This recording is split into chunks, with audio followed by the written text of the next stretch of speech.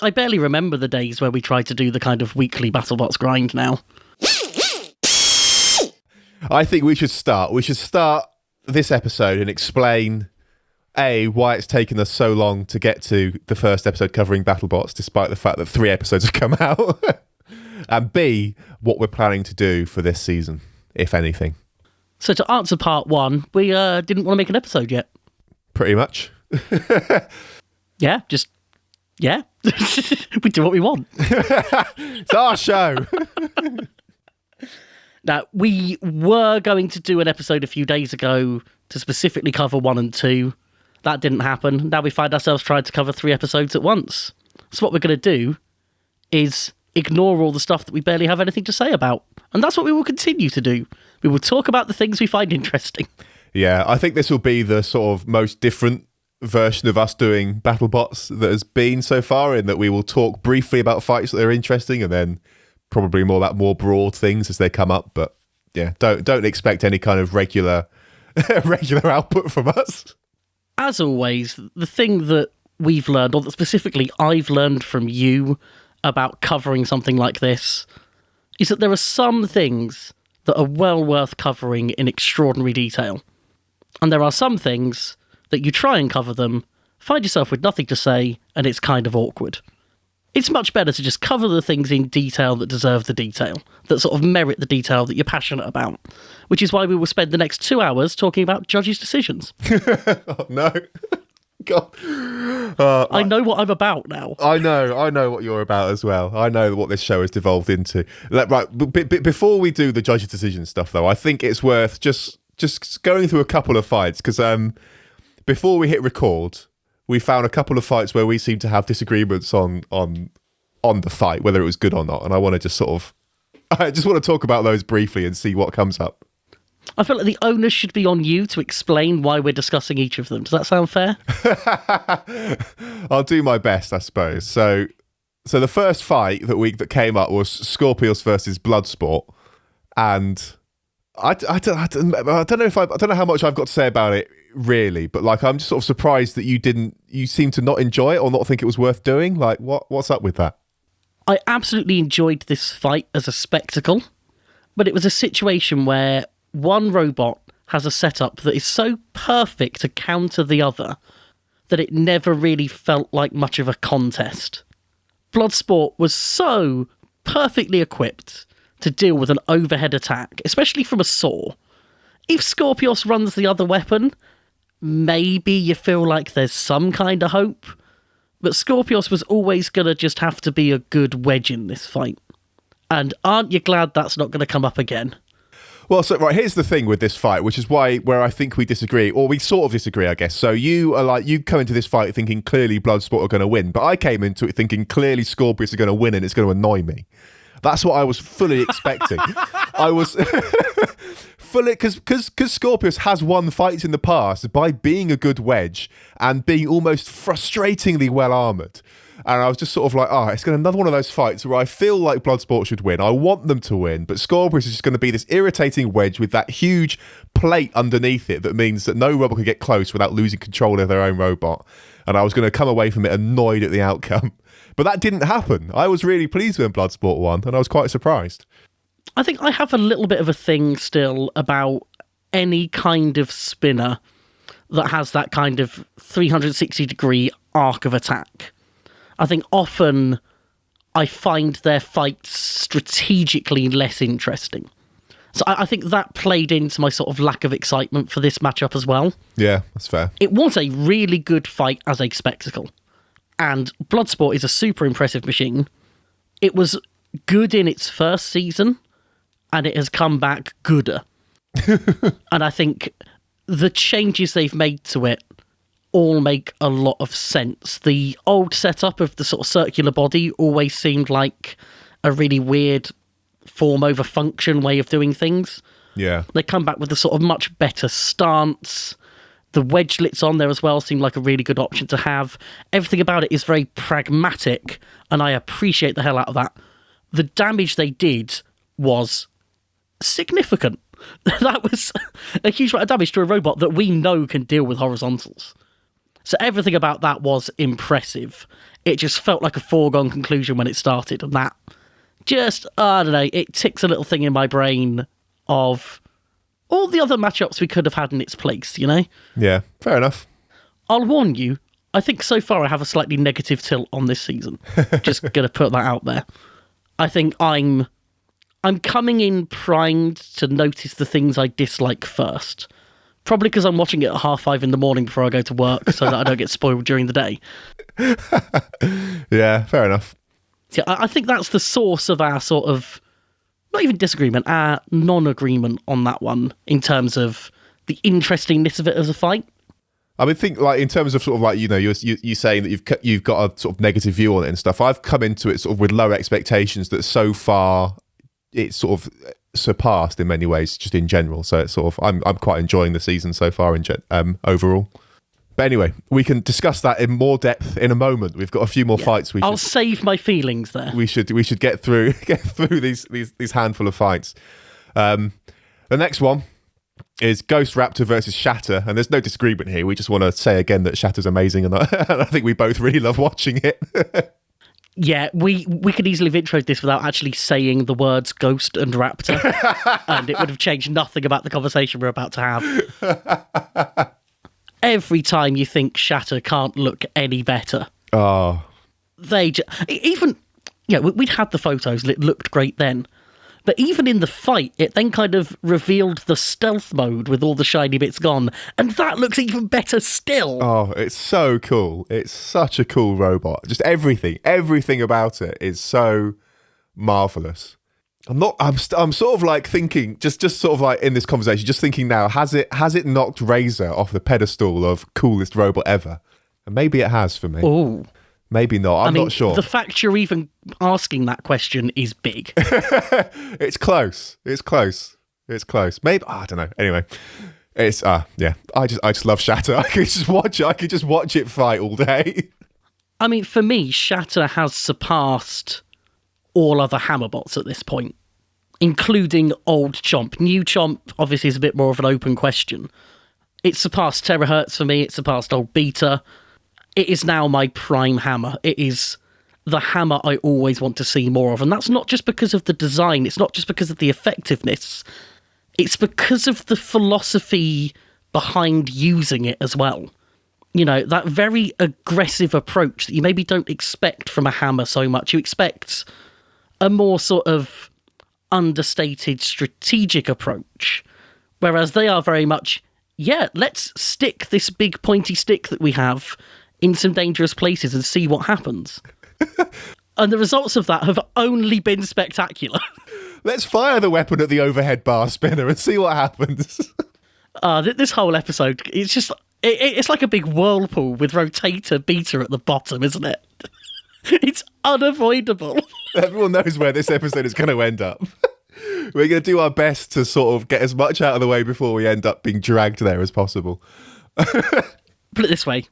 I'm far more excited for Shatter's next fight than I am Beta's. Yes, that's... I'm almost damning Shatter with faint praise there, but... Oh boy, again, everything about it. The movement still hasn't got old. I don't think it will ever get old.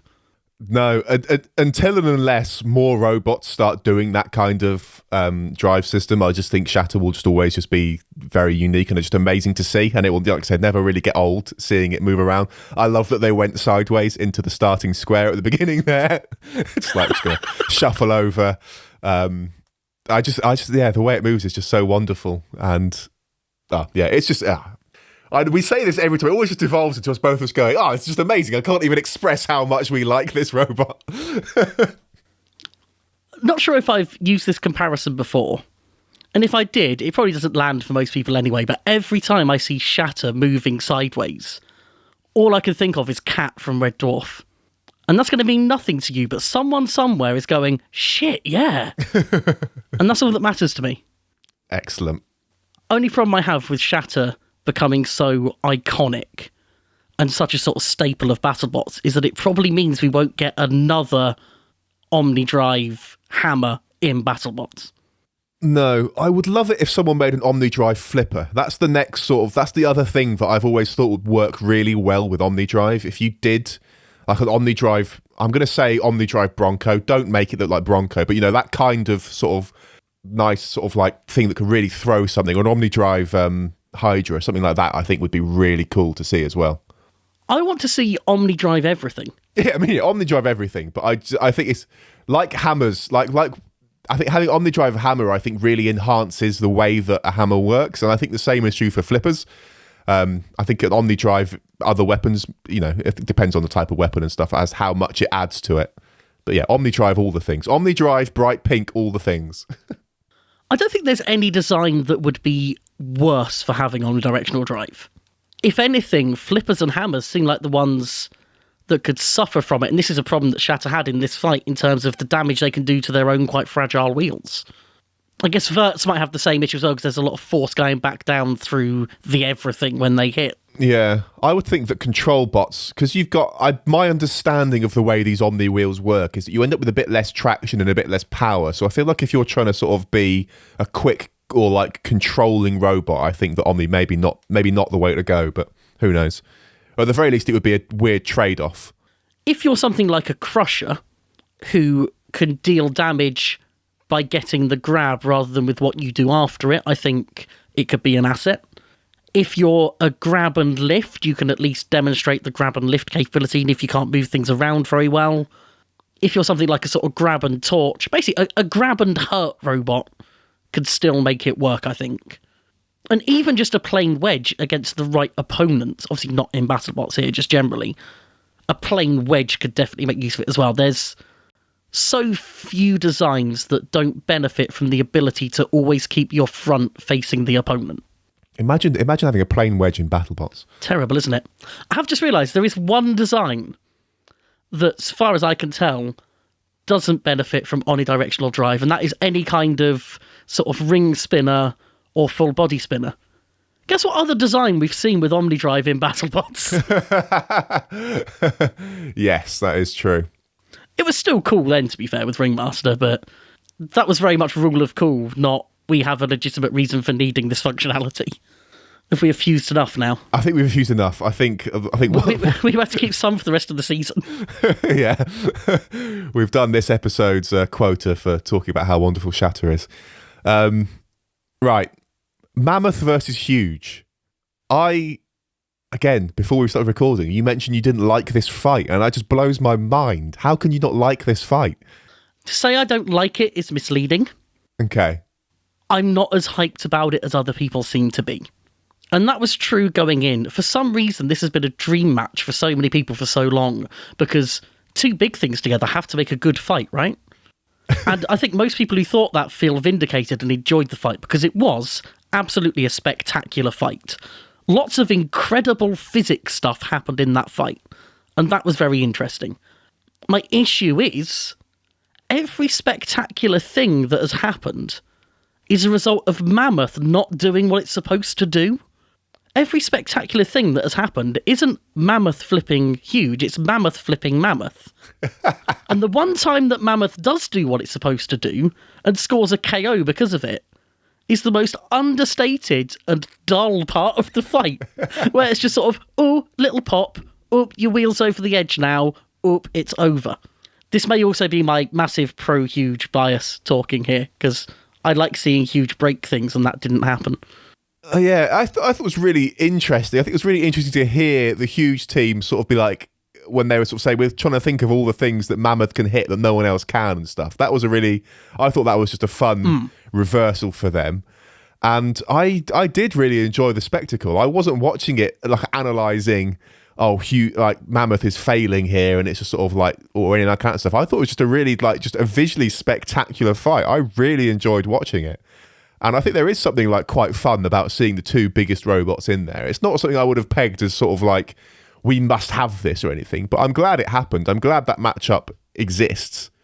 It's an interesting matchup in the pits in terms of, okay, how do we configure these robots? We're so used to other people adapting to us, how do we adapt to someone else? That part is interesting, and I'm so glad that we did get to see that behind the scenes. That contributed a lot to the enjoyment that I did have of this fight. Yeah, I don't know. Like the tactical, I think there are some tactical things there, and like the direction that Huge was spinning its weapon and stuff. Like, I think that was a good idea, and I think it worked quite well. They did seem to be able to sort of like really get stuck in there. They never quite hit anything important enough, but like they did get, it did what they intended it to do, having it spinning the other way. Oh yeah, I don't know. I enjoyed it. It's a good fight. It is not like the borderline best fight in reboot history that a lot of people are trying to make it out to be. No, I think there are more interesting fights than that, but as a visual feast, I think it's up there. Let's be real, it's probably the kind of fight that I'm supposed to love, isn't it? In terms of the persona and opinions that I have put forth into the world, I'm probably supposed to be the one who's saying this was brilliant. Maybe I'm just trying to defy expectations and I don't realise it. I think that's just what you do. You've got this two sort of like non-meta robots fighting each other, and you're like, was it worth it? I mean, the whole point of non-meta robots is they're supposed to go up against the meta and win. That's the narrative here. That's what I want. Putting them up against each other, no. We've lost everything I love about it. Oh dear. I'm exaggerating, but it is a visually interesting fight.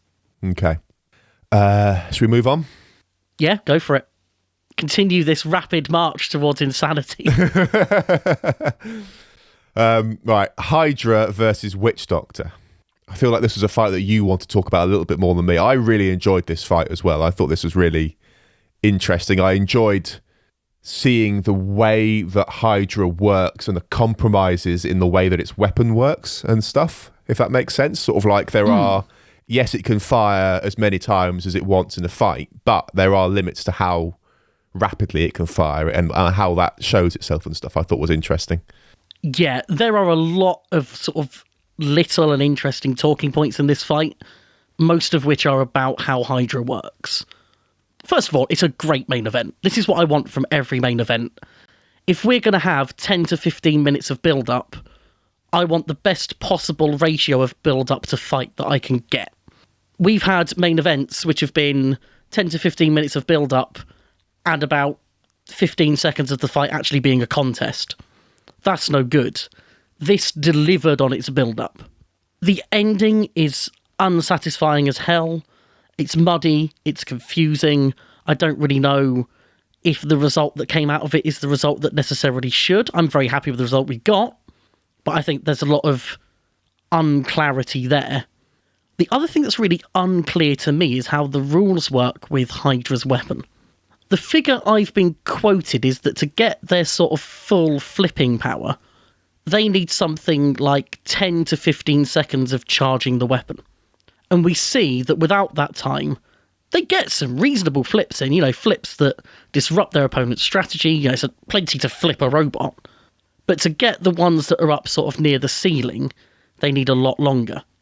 And it seems as though they are allowed to start the fight charged, which almost feels like the equivalent of a spinner starting spun up.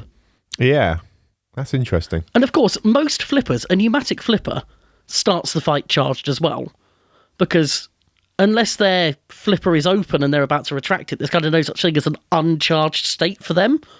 So I feel like this is something that kind of gets grandfathered in as, well, you're a flipper and every other flipper starts charged, so it just makes sense. Does every other flipper start charged? Well, they always start pressurised, put it that way. Whereas Hydra has to pressurise itself. Because it's an interesting thing about like charged and does it have an uncharged state when the weapon is down? And I don't know how pneumatic flippers work, but I feel like there are two reservoirs. There's like the big one with all the gas in it, and then I would have thought they would have to charge a little one, which is then what drives the thing from a separate valve after that. But I don't know. I don't know how they work, I suppose. Some flippers do use a secondary tank, a buffer tank, which I think does provide an increase in power. Yeah. Which is why a lot do it, but for simplicity, I think there are some that aren't. If only we had, like, a UK heavyweight roboteer who knows how flippers works, that regularly comments and gives us this information. Wouldn't that be handy? If only. We'll follow up on this next week, I guess. Yeah. Yeah, it's... If I had a chance to speak to the producers and ask one question, right now, even with everything else that has gone on, this is the question I'd be asking. I just want to sort of understand how the rules work around this. I don't necessarily think they're wrong. I just think it's an interesting little detail that I'm surprised didn't occur to me last season.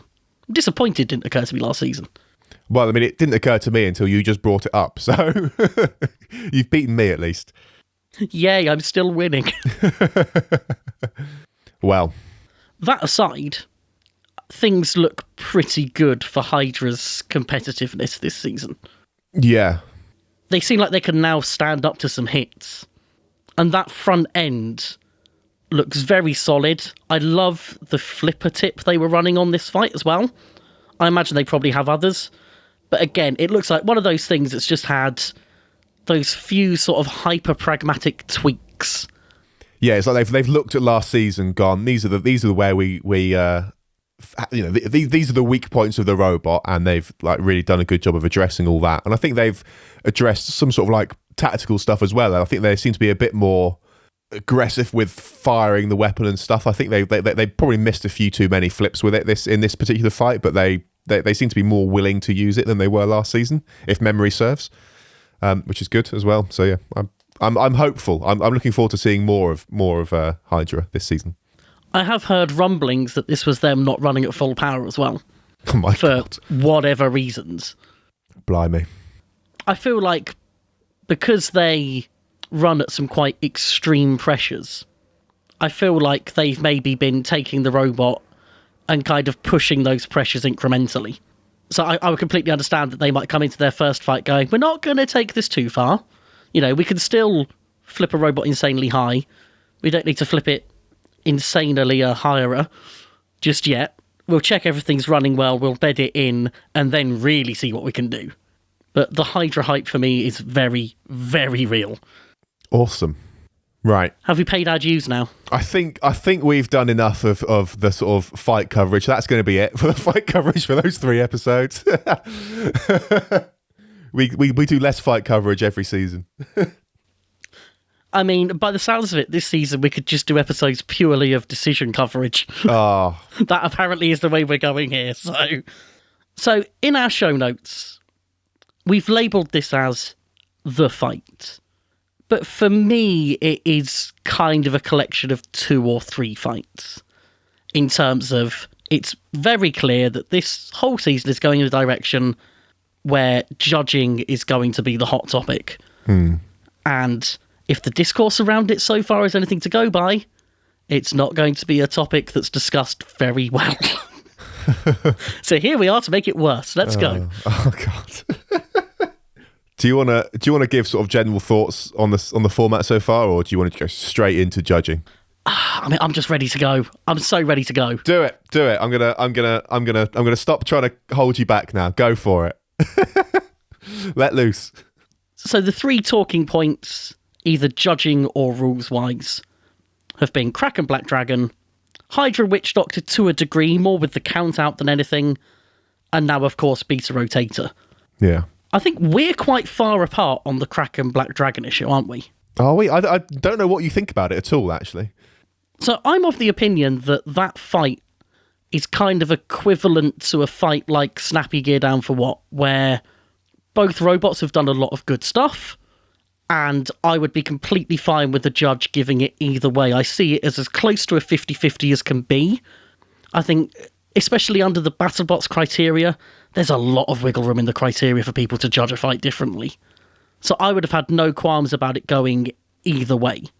Whereas I think from what you've said outside of recording, you're more on one side. I think Kraken was robbed, and especially in the context of the way the Beta fight went. It's like even more like Kraken was robbed. Consistency is the key problem here. For me, again, I don't really factor the Kraken fight into this because I still believe the Kraken verdict was perfectly fair. Again, I would happily give that either way. But I think when a fight like this comes up in the context of one like that people are already angry about, rightly or wrongly, it does compound very, very quickly. And I think that's why we've seen such a strong reaction to this specific fight. Yeah. I think I'm trying to sort of think if I look at Black Dragon versus Kraken in isolation and try not to think too much about the other judges' decisions we've seen and stuff, I think I would always find this frustrating. Like I can imagine if we had this in another season where there wasn't this massive controversy around the judging and stuff, it's sort of like, well, I can see why it's gone that way. Like I think Black Dragon did more damage and probably did just about enough attacking to get aggression points and stuff. But like so much of this was like, well, I think that Kraken was the spiritual winner of that, like the people's winner for that fight. And it's the usual frustration that I have with the rules not reflecting that in many ways. Because I do think that Kraken outdrove Black Dragon, and I think that Kraken was far more aggressive in the way that I think of aggression. And I think that they just, for me, they won that fight. And it's sort of like the usual frustration for me of the judging being rubbish. And I'm repeating myself, so I'm going to stop here. Yeah. To be fair, I'm glad you've kind of parsed it that way, because for me, as a completely sort of independent person looking at a fight and deciding which robot performed better, Kraken is my winner 100%. Whenever we're having these discussions, I'm working very hard to look at it from a rules standpoint. And I think by BattleBot's rules, you can give it either way quite comfortably. And it isn't even a question of, it's either 6-5 for Black Dragon or a 6-5 to Kraken. I think you could score it like 7-4 either way if you were trying. And that for me is the key issue with the Beta Rotator fight as well. I think we see that in the cards that we saw come out of it. That we've got two judges giving it 6-5 one way and the other 7-4 the other way. And both of them are potentially valid views of the fight.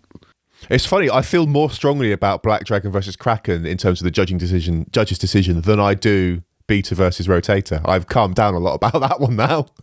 Does it help that the robot you like won the second one? Because it's okay for that to affect the way you feel about a fight. I mean, I like both robots. It's funny, like both robots this season, based on that fight and that fight alone, I'm just disappointed in both of them for different reasons. Maybe that's a factor, but like I think the other one is that I can. So the Beta versus Rotator is interesting because, again, like my internal understanding of the way the rules and the judging criteria has worked in previous years meant that when we got to the end of that fight, it was just a foregone conclusion to me that Rotator was going to win just because they did damage. It was like, okay, well, they've clearly won. And then when it came out as like a split decision, I was like, what the hell's going on? And then when it went the way that it did, I was like, what? It was so... Yeah, it's that journey. That journey told with, what? One of the judges gave that to Beta? How could they? Yeah, exactly. And it's such a incongruence with my understanding of the rules as they existed before.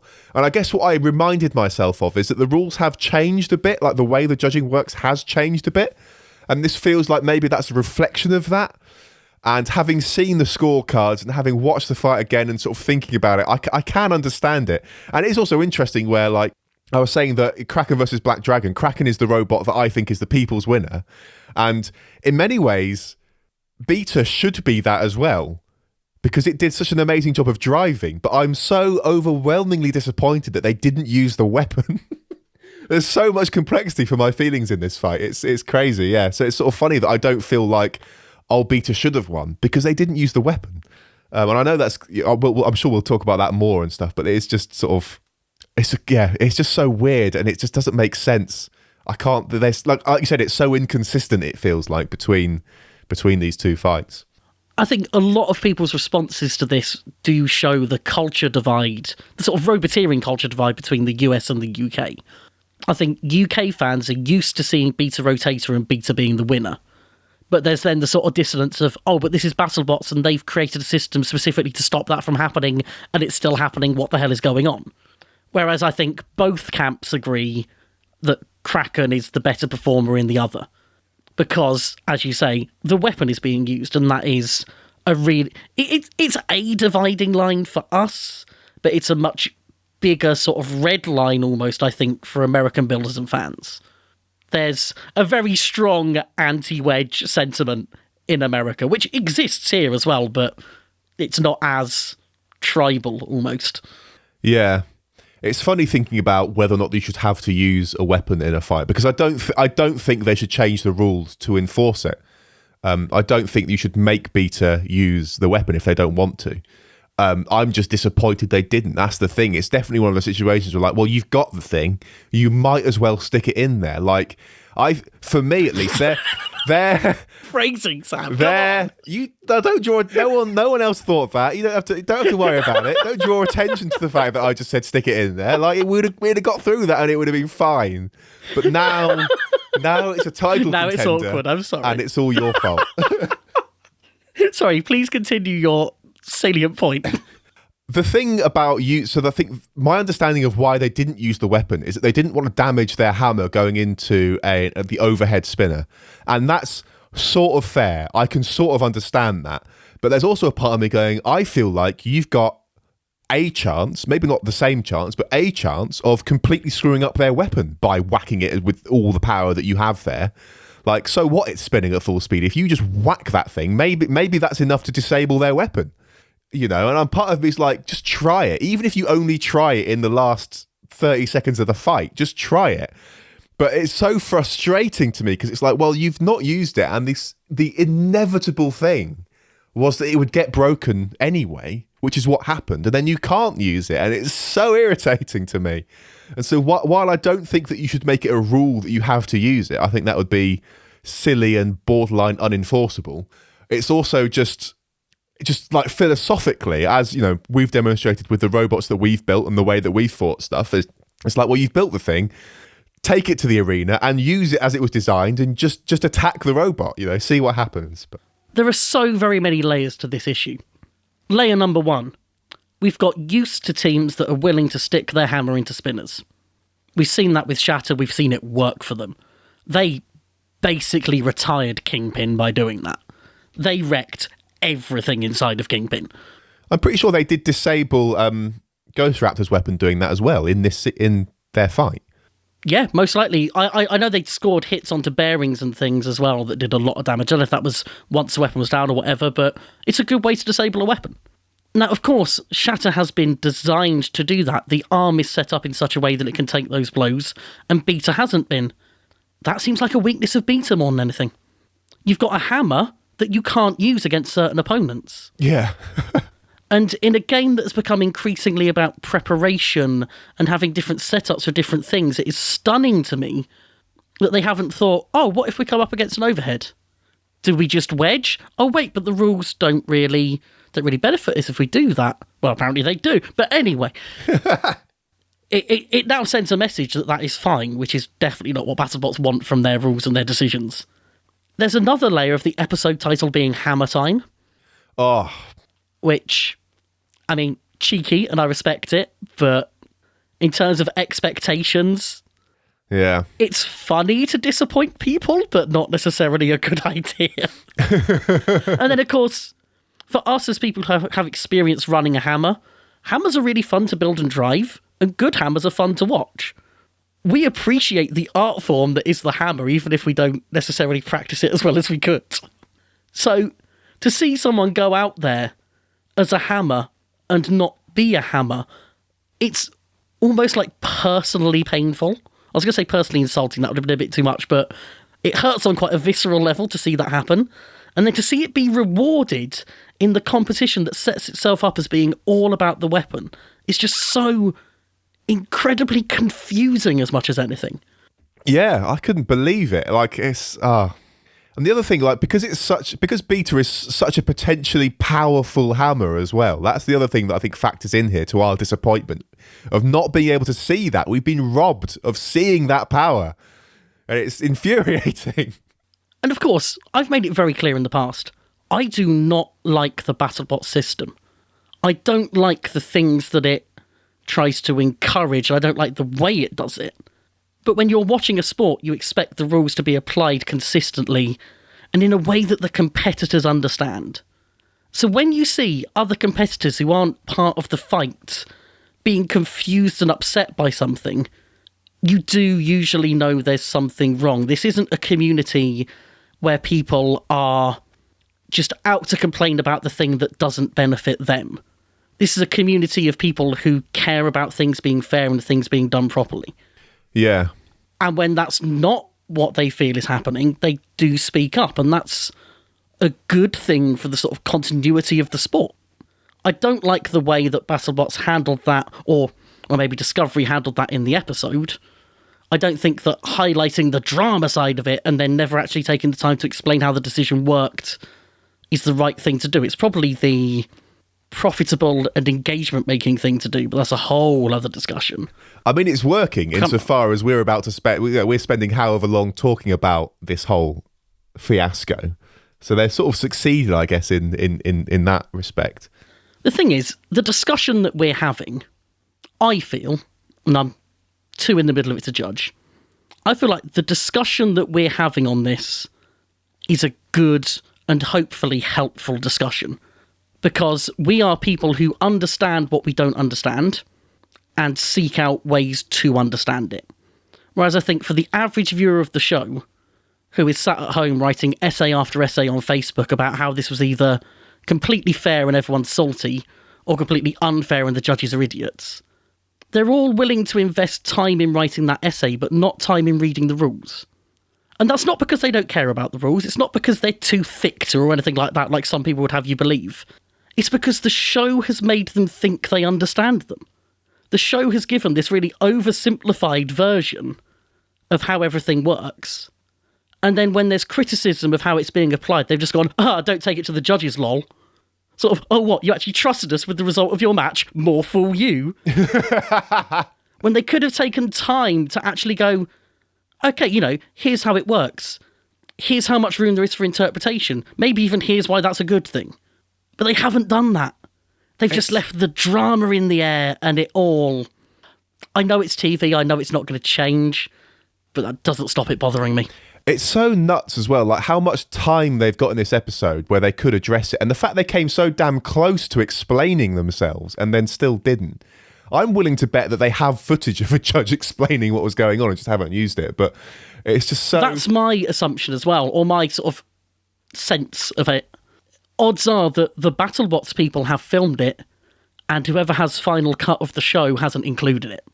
Yeah, it's so frustrating that instead of giving, here's an explanation, like you're saying about like BattleBots give a fairly simplified view of the rules for the TV, and I think that's perfectly fine. And then it's frustrating to me that when they have complexity, when that nuance comes up, they don't take the time to explain it. And I think that's when they should explain the nuance and the sort of subtleties of the rules. And then it's particularly frustrating that instead of doing that, they've put some weird snippets of conversation that don't quite make sense. Like when I was watching, there are discussions in the pits, right, of sort of like Will Bales and I forget the guy that built Rotator, but like they're having that conversation. Victor Soto. Yeah, and there's a lot of people in that conversation at various points as well. A lot of sort of different teams who are clearly involved in it. It's so weird as well because like in the space of like that 2 minute sort of snippet, it seems like Will goes from one side to the other in such an extreme way.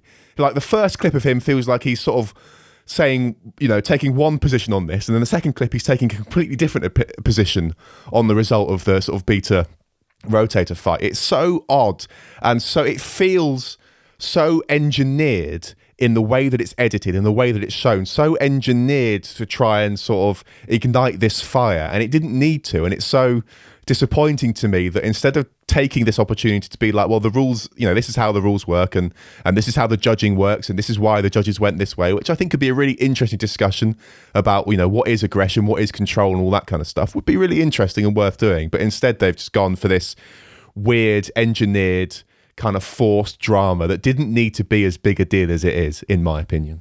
I'm going to walk a tightrope here for a second. There is a reason that conversation is so weirdly edited, and this is such a weird thing to have to do. I did a guest spot on another podcast where we discussed it. I don't want to kind of steal their exclusive information and put it here, but there is an explanation. We spoke about it on Robocast, and I feel like I should just direct people there for that rather than discussing it here. Does that sound fair?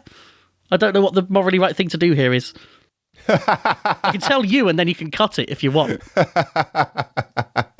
Well, I mean, I think suffice to say, it's weird, it's messed up, I think it's quite obviously an amalgamation, well, maybe not an amalgamation of other conversations, but I feel like it's quite obviously out of context, certainly, or it's missing context.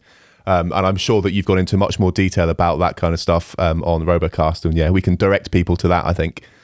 Do you want to get into the weeds of trying to judge this match? Oh, the thing is I've thought about it more, and I agree with the decision. I'm just annoyed about it.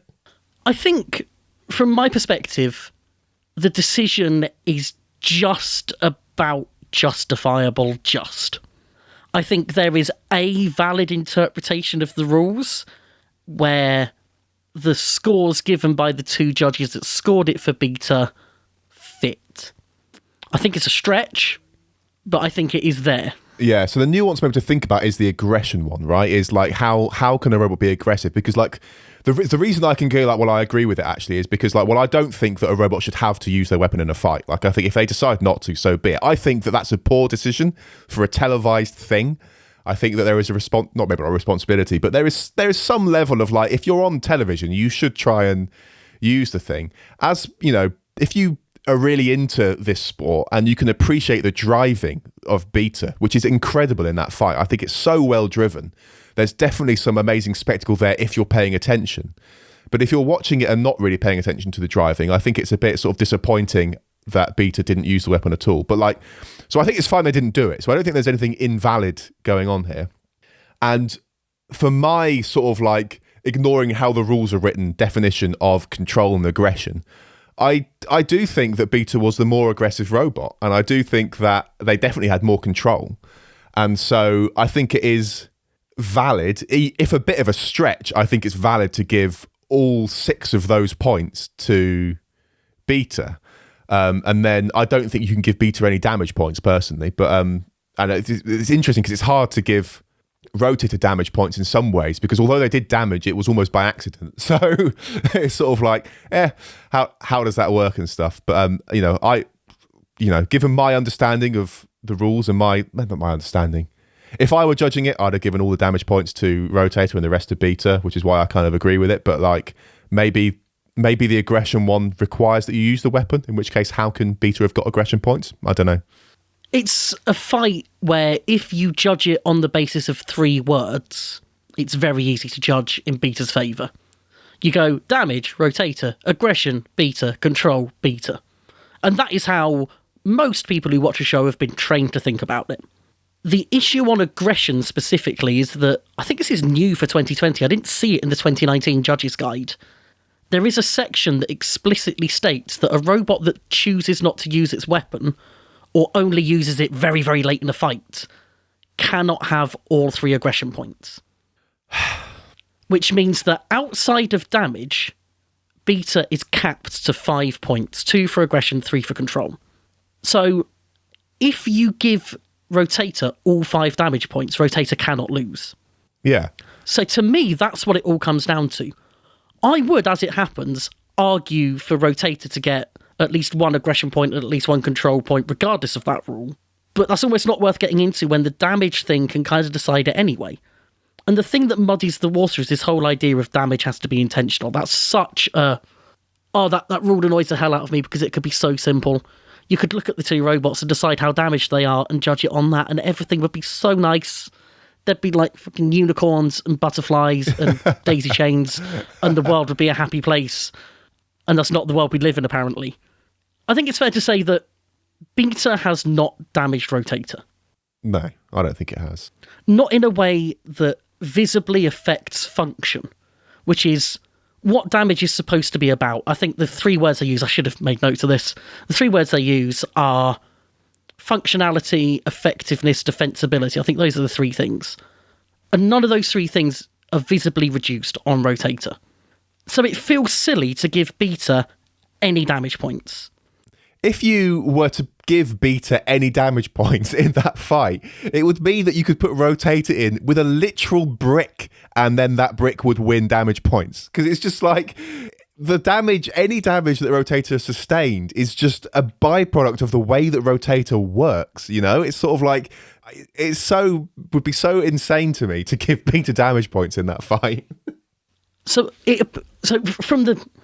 With the cards we've seen, both judges that gave Beta the win gave Beta a damage point. So for me, it's about understanding why they've done that. Have they looked at the things that Beta did and gone, well, even though they're not using a weapon, those are quite hefty attacks. That's a lot of slams into the wall. Surely something somewhere is broken or not as reliable as it was before, right? So let's give them a point, basically a courtesy point. Yeah. Or they've looked at it and gone, well, you know what? The big damage that Rotator did wasn't intentional, so I'm not sure I can give them that. They've probably scuffed the wedge and things like that, and we have to count that as damage even though it's cosmetic. But that isn't enough to give it all of the points. So we can only give Rotator 4, and that means we have to give Beta 1, which is once again a courtesy point. So it seems like either way, you're having to give Beta a point for damage that, as far as you're aware as a judge at that time, it hasn't actually done. You're either giving it a point for damage you don't know it did, or you're giving it a point for damage you know it didn't do. Neither of those should surely be how that works. And the issue is that they're having to give 5 points for damage even if there isn't much, or isn't much intentional damage. So it is kind of the system making that a problem for them there. Yeah. It's also funny because there's a way of looking at this where you sort of... So to take it back to Kraken versus Black Dragon, where you go, well, the audience and like the people's champion in that one is Kraken. And it's like, well, how can we engineer our decision making to try and give Kraken the win there? And you could almost feel like that their same kind of, or that kind of thing happened here, where it's like, well, Beta was clearly the dominating robot, so how can we give scores that are technically within the rules that allow Beta to win? Which is weird, you know. And the thing that makes it particularly weird is that, as far as I can think, they've never done that before. And to be clear, I'm not accusing the judges of having done that. I don't think that's really what's happened here, because they've so consistently not done that in the past, of scoring it in a weird way to give it to the people's champion and stuff. Like, we always have these discussions where we go, well, the judges gave it to the robot that we don't think won, but that's because of the way the rules work. Part of what makes this such an interesting discussion is the fact that it's such an outlier in many ways, I guess. But it's such an odd thing. And I think you're right, though, that it is a systemic thing with having to give 5 points. I'm kind of surprised they didn't just give all 5 points to Rotator, though. Well, one judge did. Yeah, and that's sort of that's the other thing, is like, that's my expectation, was sort of like, well, you're going to give all 5 points to Rotator because it's the only one that did anything even remotely resembling visible damage, and then it's sort of like a weird thing about how you deal with aggression. But yeah, weird. Can I just point out, by the way, I realise it probably sounds quite clunky the way I'm talking about what judges gave what here, in terms of one judge did, two judges didn't. I think it's really unhelpful to be talking about which specific judge did what. And I don't love that the show does that. I think it just directs unnecessary hate towards certain judges. I think Lisa gets the worst of it because woman, which is fucking awful, and just an indictment of how the world works. And I'd love to see that avoided by not making that possible, but here we are. I can at least feel better that I'm not contributing to it, you know? Yeah. Overall, sort of, I've been running through scoring on this on a regular basis for the last 2 days. I've been in a lot of conversations with different people about how you could score this. And I think I could justify anything from a tenuous 6-5 win to Beta to an 8-3 win to Rotator. I think there is that much wiggle room in the wording of how things work. And I'm trying to work out if that's a really good thing or not. I think it is, but in this case, it maybe hasn't been helpful. What I do find interesting is that, obviously, the judging works in terms of 3 judges give a score out of 11. They all pick their winner from that, and majority wins. On that basis, Beta wins. If instead of doing that, we added all their points up, Rotator would win this fight. Oh, God. On aggregate, on the scores, Rotator wins this. Because the 2 judges that gave it to Beta gave it by a single point, and the judge that gave it to Rotator gave it 7-4. So by 3 points. So Rotator would still win. I'd love to know how previous contentious split decisions would go by aggregate rather than vote. I'm not saying I think it would be a better system. I'd just be interested to know if this is something that happens quite regularly. It's interesting thinking about whether or not the fact that there's that much latitude is good or bad. I think it was on a previous episode that you expressed the idea that the better the rules and the judging criteria are, the fewer split decisions you'll get. Like, it should be Like, and the implication of that being that there's less latitude in the interpretation of those things, that the rules are clear enough and explicit enough and have good enough examples and stuff that you will reduce the number of these sort of split decisions and these contentious things, which I do think is what should be gone for. If you're going to have, I don't know, it's really interesting, because I feel like if you're going to have judging criteria and have opinion come into it, you may as well just have an opinion-based judging system entirely. So the issue with entirely subjective judging, asking 3 people who they thought won, apparently is that would be problematic with the US game show laws, in the same way that they can't have, producer-controlled hazards and things like that. Yeah. So I can understand why it's not that. I guess when you're trying to write these rules, it's probably better to have overly loose rules than overly rigid ones. I can't necessarily express why I think that's the case, but I feel like giving a little more wiggle room is a safer approach than a little less, because for the most part, in BattleBots, well, no, not for the most part, in BattleBots, you can rely on the judges to be fair. There is no reason to think that these judges are not judging as fairly as they possibly can.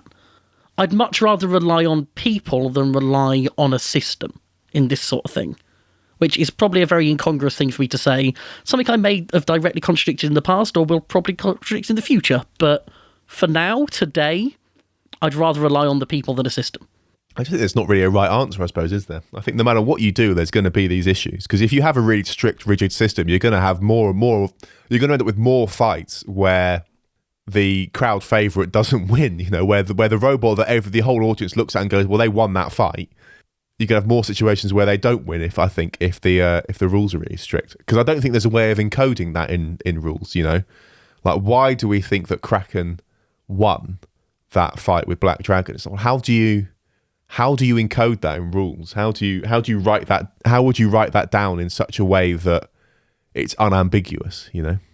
The key issue here, especially with the beta fight in particular, I suppose, again, the Kraken one, I still don't see the controversy on that clearly. I'm just using it as an example of a fight where because based on the crowd reaction, the fact there were audible boos and all that kind of stuff, it was sort of like, well, the audience and most of the audience at home all thought that it went one way, and then the judges went the other way, and it's not uncommon for that to happen. That's the only reason I sort of bring that up.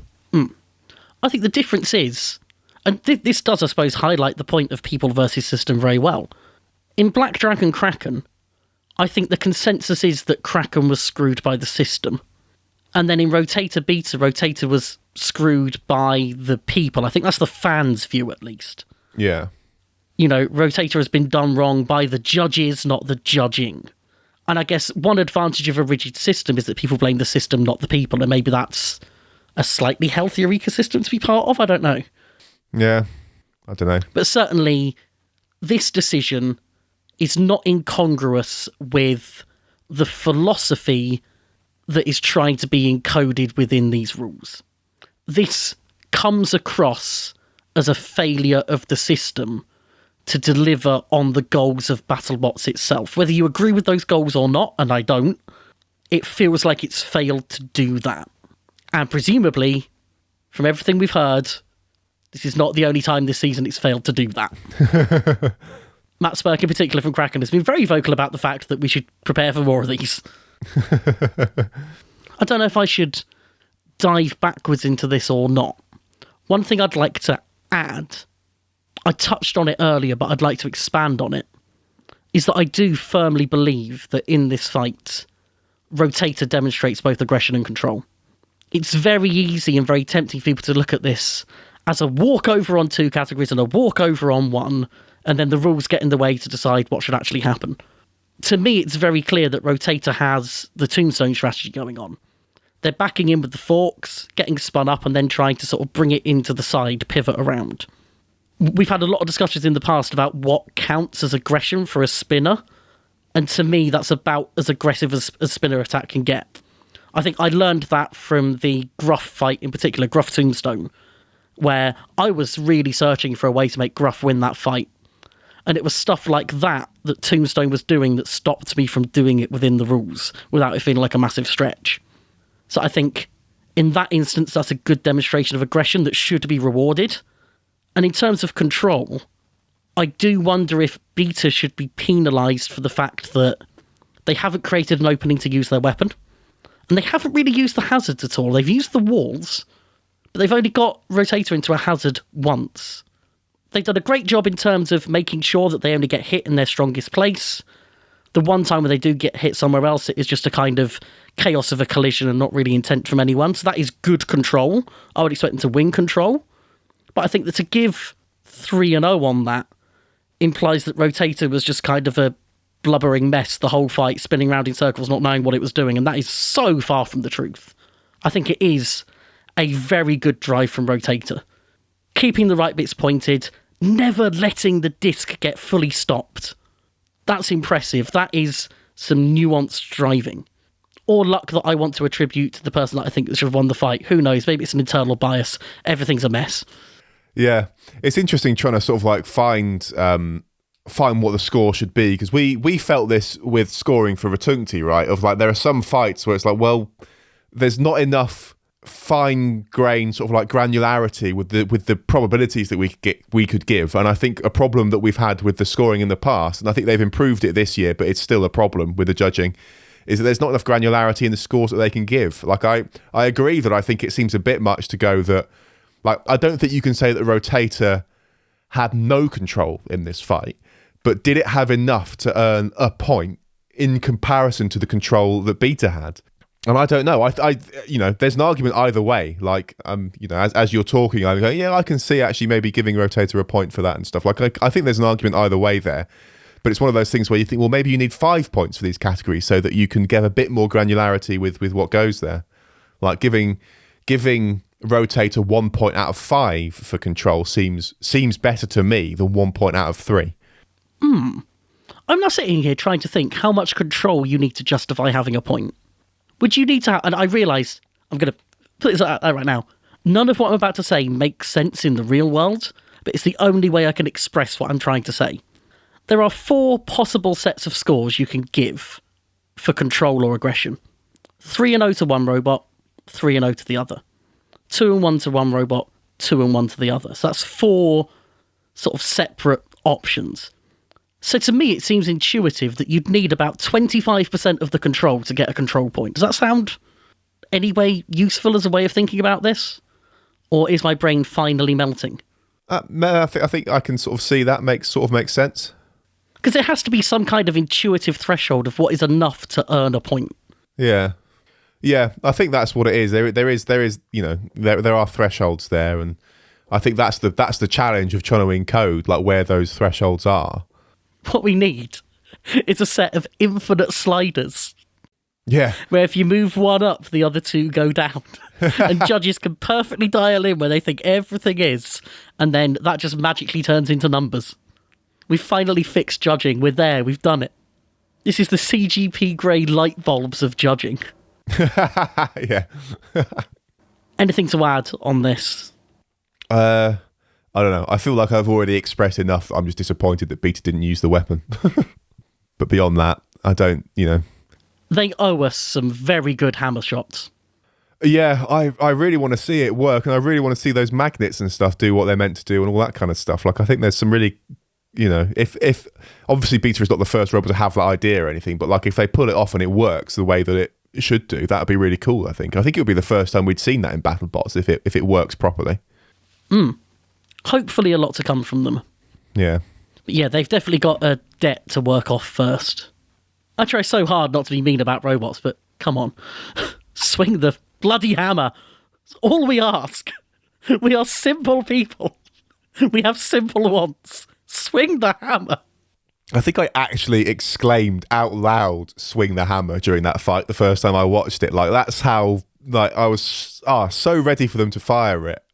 And they didn't. So upsetting. Actually, that's a thing worth saying.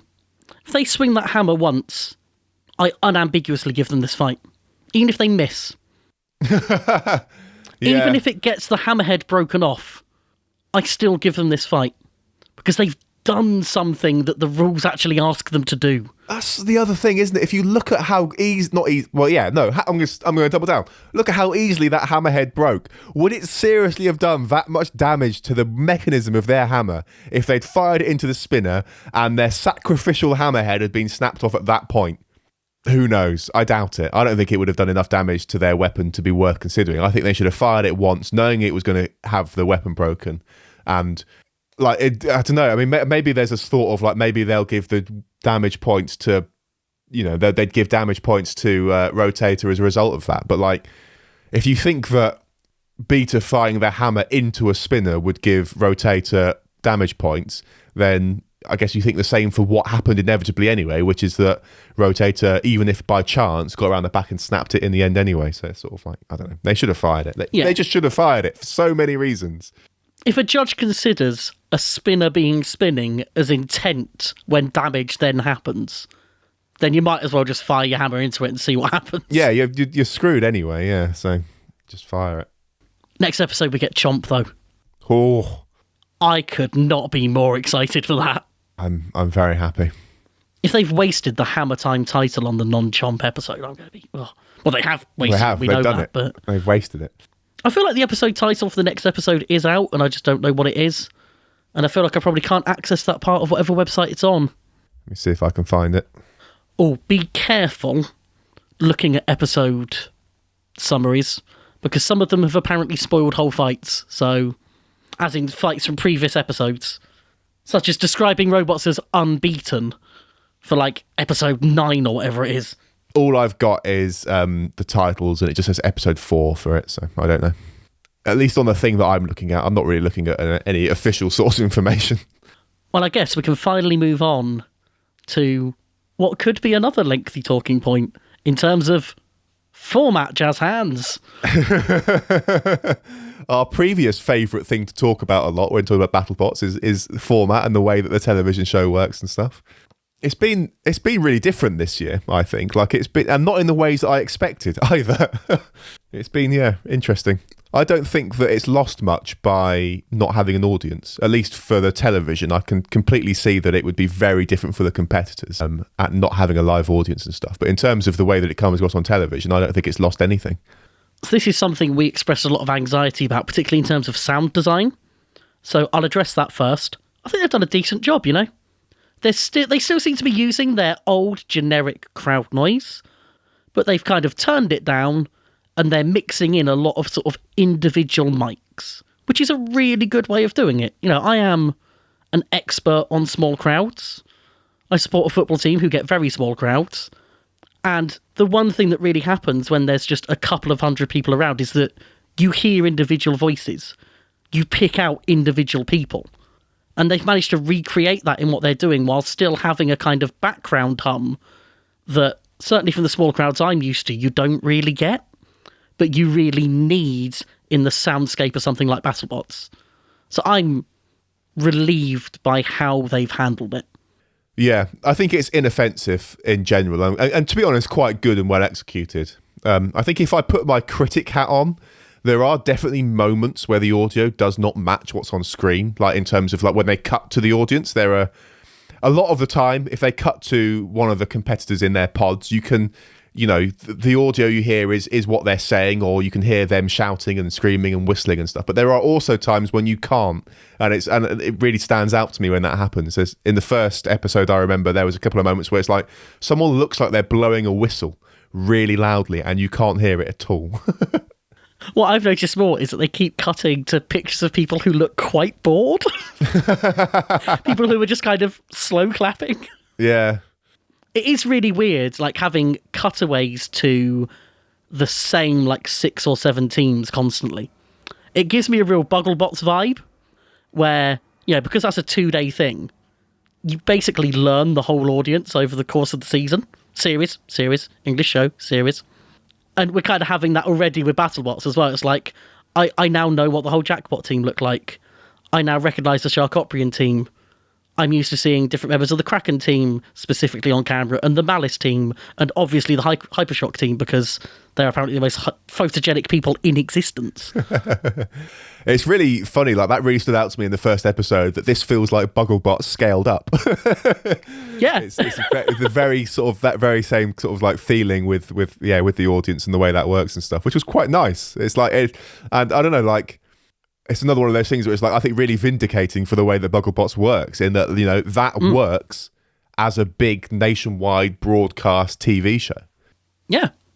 And something that I'm really enjoying as a result of just knowing that the audience is all builders is that when we do hear them react to something, it means a lot more. Yeah. So any old crowd booing a decision wouldn't necessarily mean very much. A crowd full of other competitors booing it, you kind of go, oh, okay. We now know what the temperature in the pits is. Yeah. And the cuts as well. There was a cut to Will Bales after one of the decisions as well. Oh. Like visibly like, what? And it carries that weight when you cut to the audience and there is that sort of like, what's going on and stuff. I think it definitely carries more meaning. It's interesting. We're going to be seeing that image for a very long time. Please just get used to it. It's not going anywhere. In previous seasons, I feel like they've covered up booing, or they've tried to hide when that happens. And I think it's interesting that they've not done that this year so much. They've been a lot more... I don't know if they just couldn't hide it or what, or if they decided we're going to lean into the controversy or what's going on. But they seem more open with it. And the other one that stood out was the unstick. Yeah, so we had an acknowledged unstick last season, an unsuccessful unstick, with Blacksmith Quantum. And it was really nice to see them do that again. I just wish they'd acknowledge more of them, because they're so bad at editing around them. Yeah, what They might as well it? just show it happening every time. There was a fight. I forget which one it was, where there was a really obvious unstick that they cut around in a really awkward way. And I can't remember what it was. Shatter Ghost Raptor was one, where Shatter got stuck in the screws, as in it punctured the metal of the screws. There was Sub-Zero Jackpot this episode as well. Deary me. I feel like there have been others as well, but those are the two that really stood out to me. But like the one that they did address felt more... It felt like an unstick that they might... Well, I guess because they couldn't unstick it, could they, in the end? It did go... Yeah, never mind, yeah. If they could have, they would have tried to edit around it. Yeah, I think they would. But honestly, it was just the best possible ending for that fight. It made the pain stop, you know? That, I suppose, does lead on to another thing about this season, which is that there aren't going to be any basement tapes, are there? We're seeing everything. We are seeing a lot of fights that would not usually make an episode, especially an early episode. Yeah. It is interesting, though, because they are portraying those fights in a positive way, you know. I feel like they're doing a fairly good job of setting expectations for what the robots are, what it's likely to be like, and they're not poo-pooing over all those robots either. I think they're doing a fairly good, honest, and positive job. Maybe not honest. I don't know. I think they're doing a fairly good job of showing them, to be honest. Yeah, so Rusty Sporkanock was a really good example of them going, look, we know these aren't necessarily contenders, but they're here, they're robots, let's fight them and see what we learn, kind of thing. And I really liked that approach. And obviously I was delighted with the result. The fight it's not a bad fight, but you've got to manage your expectations going in, and they made you manage those expectations, so that's great. There have been other fights where they haven't handled it that way. So Extinguisher versus Perfect Phoenix is the one that stands out to me. They gave that a lot of preamble. They gave it almost some hype. They very clearly want to sell the story of an 11-year-old driver, even though there's one on another team. Clearly they've chosen this one. And then they set it all up in the context of a fight where driving meant nothing and the opponent crashed into a wall and died. Yeah. So they've handled it really well in some places. In other places, I mean, they're clearly doing the best they can with what they have. There are going to be teething problems for robots. That's inevitable. Normally they have enough fights to ditch some of them, but this season clearly they don't. And that's fine.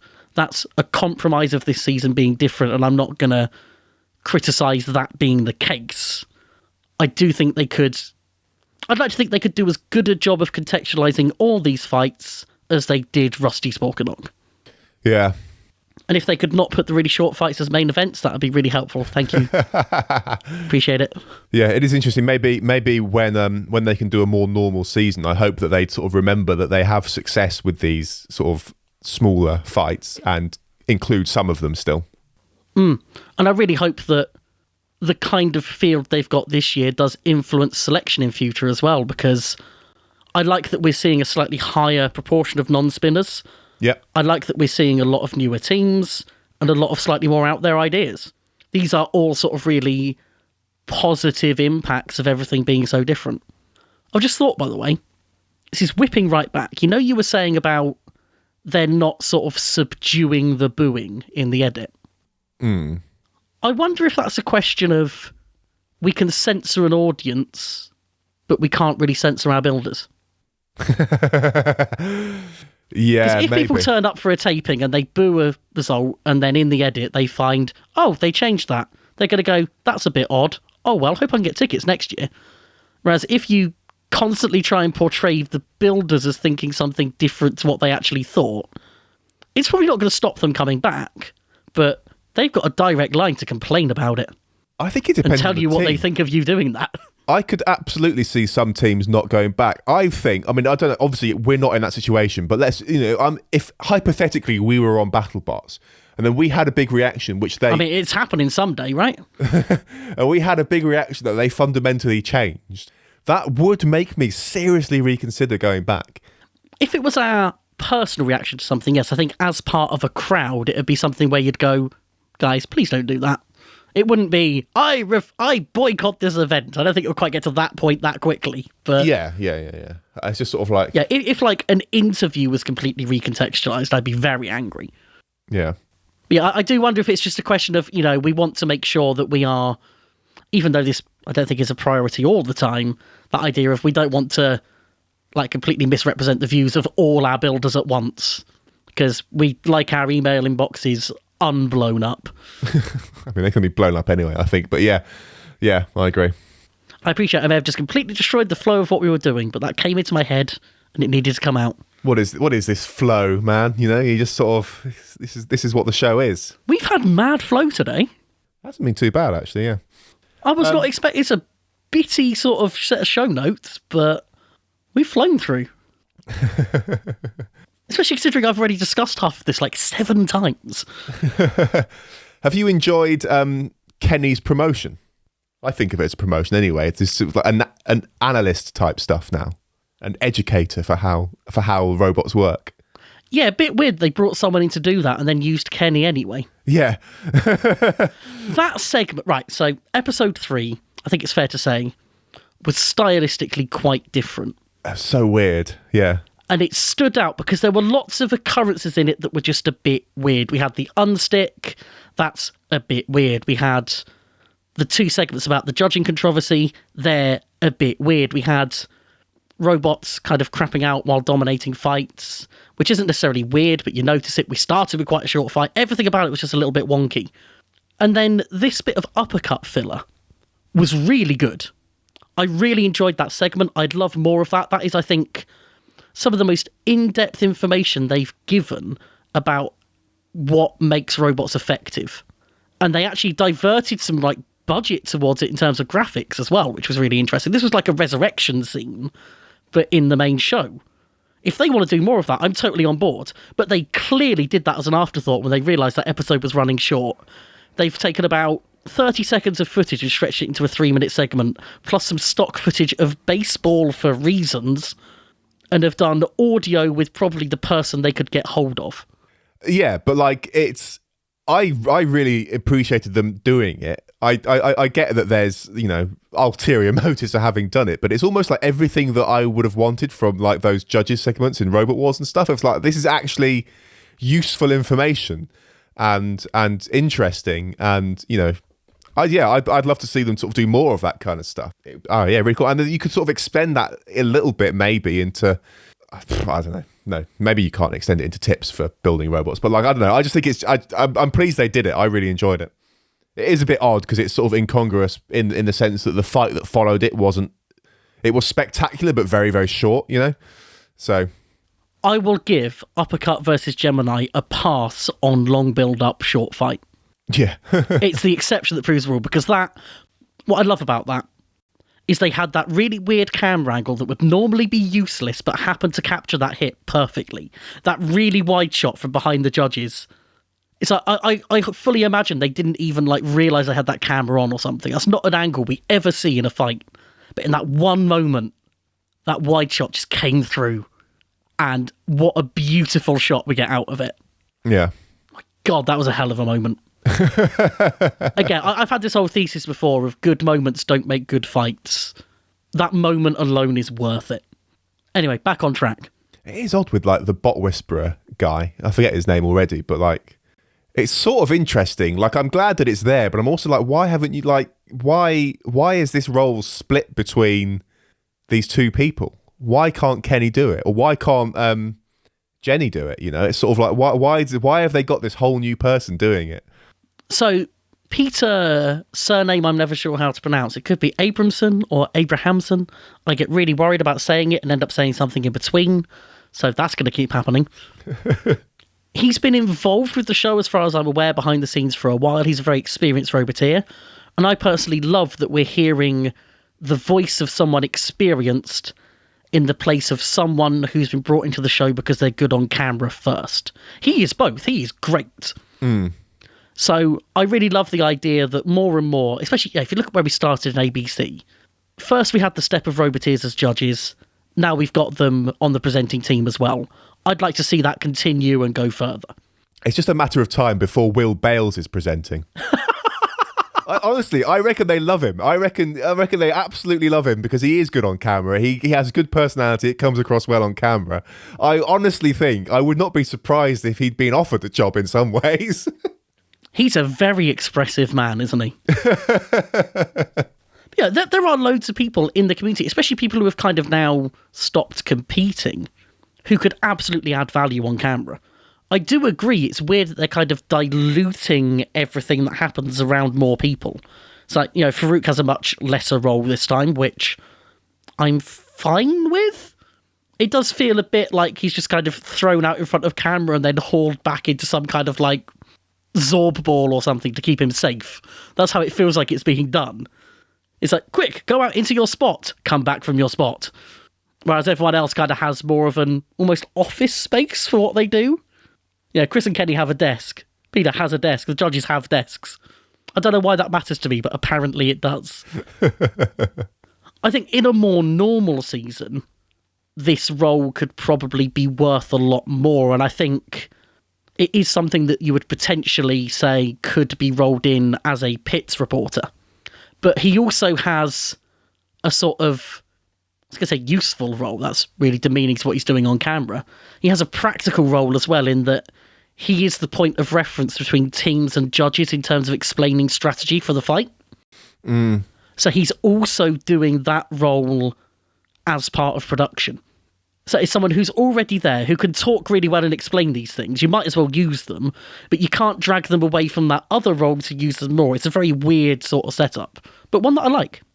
Yeah, I do appreciate it being there. It is. I hear what you're saying about the it's nice to have sort of an experienced voice doing it and stuff, but there is that, I think maybe the fundamental issue is that they have diluted it in giving a lot of that kind of stuff to Kenny. I'm almost... So I feel like in that one case, I think it was probably a practical thing. In the past, Kenny has had that role. He did sort of the Ice Wave segment at one point where, as I recall, a lot of stuff just wasn't necessarily very correct or was a bit wishy-washy. So it would be nice to see that taken over by someone who, rather than having something explained to them or scripted for them, could almost go out, have a microphone stuck in their hand and spend 2 minutes just explaining it. Yeah. Well. I feel like I came out saying that I was going to have a really negative overview of things, and I haven't quite lived up to that. So what can I quickly call terrible? The new logo, I don't like it. There we go. I have really enjoyed this season so far, actually. Controversy aside and stuff, I think they've done a really good job of having it be a show that plays to the strengths of what was available at the time of recording it. I'm glad they've not drawn too much attention to the whole virus situation. I know they've sort of referenced it a little bit. I think we've lost that bingo square or whatever, but like they clearly the policy is not to draw attention to it too much. You know, it's sort of like we're just going to go on as if this is what we always intended, with only the most sort of passing of remarks about the state of the world, which I appreciate, and I think they've done a good job at it as well. And I think it's been good. I've enjoyed the changes, enjoyed the sort of format stuff, and yeah, like I said at the beginning, I don't feel like the lack of an audience has lost anything from a televised show perspective. When I was sort of setting this up as me being less than happy with the season, I think that is mostly a fights thing. And that is at least something that you could be confident will improve as it goes. If I were sat here with lots of gripes about the way it was being presented, the way they were handling, like you say, the whole pandemic situation, I'd have far less cause for optimism. So if anything was going to be right from the offset, I'm glad it was that. Yeah, I just want to clarify something about my feelings about their handling of the pandemic in terms of not addressing it too much in the commentary and the presenting and all the talking and stuff. I think it's fine. I do sometimes feel like the precautions that are visible on screen feel a bit like theatre sometimes. I don't know if that's just because I have a dim view on the way that America in general has handled the pandemic or what, but like there are certain things like, you know, Chris and Kenny have got that separated between them, but whenever they're doing those pieces to camera, they're in front of the separator, sat right next to each other, and it's sort of like, well, it's pointless having that separator and stuff like that. And the fact that masks were not mandated is another just one of those interesting sort of decisions that just make it feel a bit more like theatre. I'm glad that there are teams there that are wearing the masks and stuff. I think that's great, but it's also like it's just an interesting decision on the part of BattleBots for having not mandated it and stuff. I think they're mandated in most areas. It's just while you're on camera, you are kind of allowed to remove for the benefit of the camera. And considering you're going to spend like a fraction of a percentage of your time on site, on camera, that seems like a fairly reasonable thing. Yeah, but what you've got to remember is that no one watching knows that. No one watching knows that, they would have been told to wear it behind the scenes. Like, in terms of what you see on television, in terms of what's shown to the world, it's kind of a bit...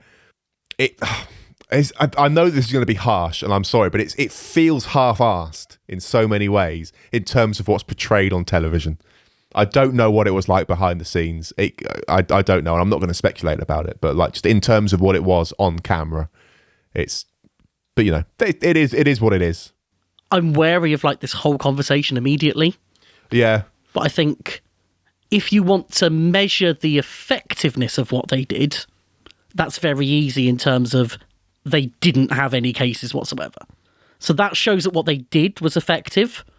I do agree there's a very, very grey area in terms of how much responsibility do you have to model things in your TV show. But that's a conversation I am not getting into the weeds of. Especially in reference to another country. If it was a UK TV show, I think I'd probably feel better discussing it, but... All I wanted to do was make the point that I'm not saying that what BattleBots did is the perfect way to handle it. I'm just saying, like, in terms of the watched experience, I think it will age better for them having not talked about it a bunch. But in terms of sort of watching it right now in the moment, it's sort of like, I'm not sure that was the best way. I'm really glad nothing seems to have come out from it really bad. That's fantastic. But it's not like I'm going, I endorse the way BattleBots handled it or anything like that. That's all I wanted to say. Fair.